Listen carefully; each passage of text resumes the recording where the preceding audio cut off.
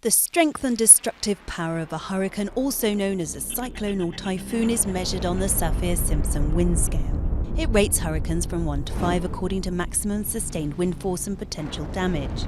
At the lowest level on the scale, Category 1 winds blow at 119 to 153 km an hour, damaging some homes, trees and power lines. Below this threshold, the phenomenon is rated as a tropical storm.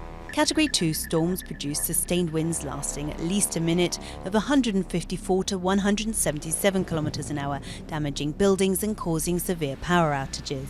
Those reaching Category 3 and above are considered major hurricanes because of their potential to cause significant loss of life, devastation and flooding near coastal areas. Category 4 hurricane winds blow at speeds of 209 to 251 km an hour, causing catastrophic damage and prompting the evacuation of areas up to 10 km from the coast. Many residential areas are uninhabitable for weeks or months. Category 5 storms are the most powerful, with sustained winds of 252 km an hour or higher, capable of inflicting lasting devastation on infrastructure and residential areas. Up to 16 km from the coast are evacuated.